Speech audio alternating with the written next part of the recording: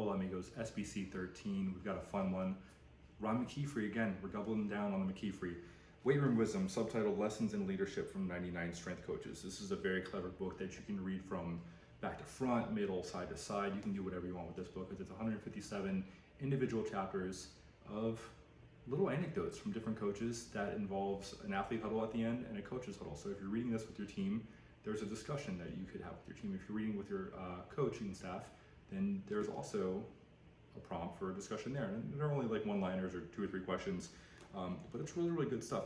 This is such a clever setup for a book where McKeefery reached out to different coaches and they submitted or they told them different stories and different things of lessons learned within the weight room, within strength and conditioning and performance. And he just created an amalgamation of all these different think tanks and decided that, hey, like, let's put it on pen and paper, print and paper rather, and let's run with it. So my favorite chapter is actually 103. When I got to this, I thought it was pretty interesting. How much water can a penny hold? And right off the bat, you're like, well, pennies don't hold water, yeah? Mike Hallschild is the author of this one. He is a prevention, rehab, and physical performance coordinator at Missouri State University. The basic idea is you got a penny. Pennies aren't worth very much. If you see it on the side of the road, you might not pick it up, or on the sidewalk, you might just walk past it, right? But if you have a penny and you want to put some water on it, if you put a cup of water on it, it's not going to hold water, right? It's just going to be there. But if you take an eye droplet, if you change the application, you change your perception and your perspective of it, you put a little drop of water on there from an eye drop, and then it can hold it. And then you say, okay, let me try 2, and then you get to 3, and then eventually a dome over the penny begins to form, and that penny can actually hold more than you thought it could. So I like the idea of knowing your worth, but also at the same time not devaluing any systems or any players.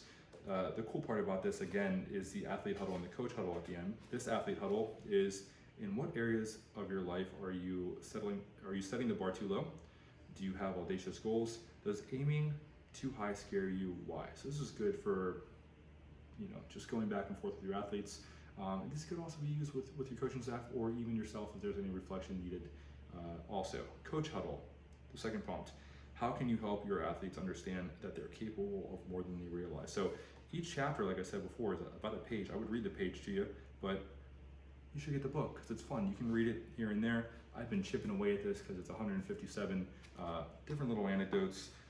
It ends up spanning over 300 pages, about 335, 6 pages. It says, and it's got, repeat offenders here that we've seen in SBC. Kelly Surratt had a good one. Other authors that are pretty cool that I'm a big fan of, Scott Caulfield, of course. Zach Avanesh has been around forever. Bob Alejo has been around even longer than forever. Double A, Aaron Osmus, of course, over at USC. Brett Bartholomew's around. He's a buzzy name, I guess. And then we go over to Brian Mann, who works a lot with VBT, velocity-based training. Lauren Lando, I'm a big fan of him, over in Denver. Micah Kurtz down in Florida. And the list goes on and on. The list goes on for 99. I can go through all these, 99 of them, right? And some of them, they double up.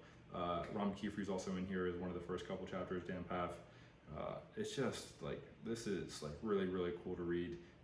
And I really like that everyone has a different voice. Nick Winkleman, that we reviewed in the language of coaching in previous SBC, was also here in this book. So fun pickup, a fun book, a light read, and again, a very, very clever, interesting setup for positioning the expertise within this book.